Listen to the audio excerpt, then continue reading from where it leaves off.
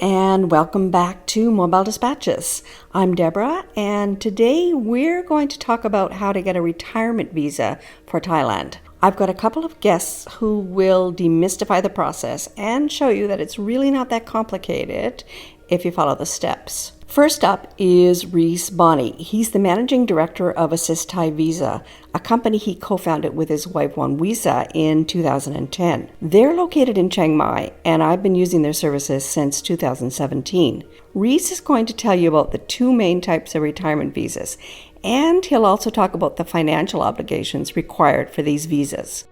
There are two standard ways to get a retirement visa, and it gets a little bit complicated because they're both termed as a retirement visa, and there's always a sort of back and forward on forums of this is the retirement and this isn't. But there's a visa called an OA retirement, which is applied for in your home country at a consulate, and this is a 1-year multiple entry visa. So that means when you enter the country, you get 1 year.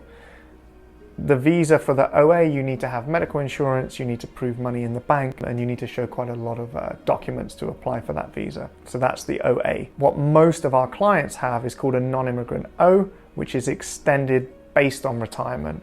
So it's not a retirement visa, it's an O visa extended based on retirement. To get that visa, you don't need to apply at an embassy. You can fly into the country on a visa on arrival, a 30-day visa exempt basically, and you can change that visa inside the country to retirement. You know, that's what my office does. We do the change of visa and then we do the 1-year extension. So when you change the visa, you get 90 days, and after the 60 of those 90 days, we can then extend that for the further 1 year. So in order to get the retirement visa, you have to meet certain financial requirements, and the main requirement is 800,000 baht in a Thai bank.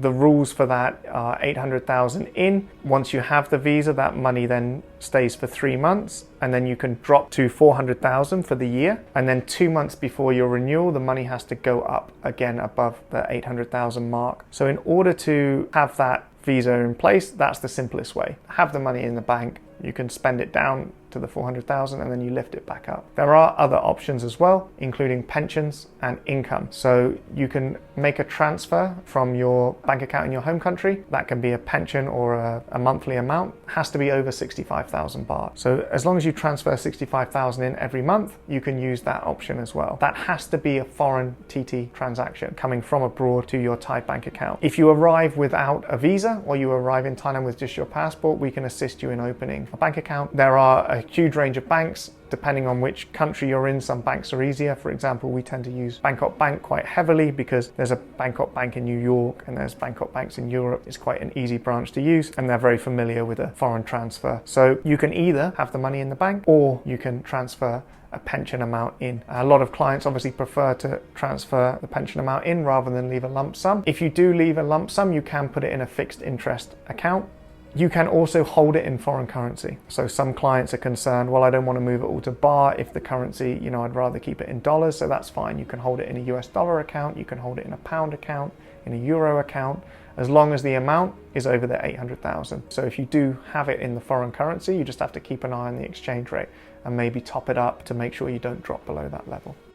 I have a non-immigrant O visa that I acquired within Thailand after arriving here on a tourist visa in 2017. For both types of retirement visas, you have to do a 90-day check-in with Thai immigration if you're in Thailand for 90 consecutive days. You can do that yourself by getting the paperwork together and bringing it to a Thai immigration office, or you can use an agent. If you meet conditions, you can renew your retirement visa annually. Now I want you to meet Lyndall Gabriel. She and her husband Ray retired to Thailand from Australia in 2018. They got their visas through the consulate in Sydney. I'll let Lyndall explain what the process was like for them. So we decided to move to Thailand and to locate in Chiang Mai.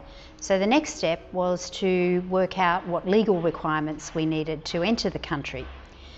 So we went online, researched, and we decided that we would apply for our visas within Australia. So it became what is known as an OA visa because it's created, if you like, in your home country before you come. So to do that, you've just got to check the checklist of things that you require before you visit the consulate. make sure the consulate's open because there are a lot of Thai public holidays. And so we did. We proceeded to Sydney, to the Thai consulate, with all our paperwork, and it was relatively simple. However, we made one small mistake, and that was when we took our bank statement with us. It wasn't on a like official letterhead. So we got sent away. We just had to go to our local branch, get them to print the statement out. Back we went the next day, and the visa application was successful. 2 days later, we go back and pick up our visas that are glued into our passports, and we're ready to go. I'm really glad you dropped by today. I hope this video has helped clarify the Thai visa retirement process for you. I've put some links in the comments below that I think you'll find helpful. Please consider subscribing so you'll be sure to see upcoming videos about retiring in Thailand. Bye for now, and I'll see you soon.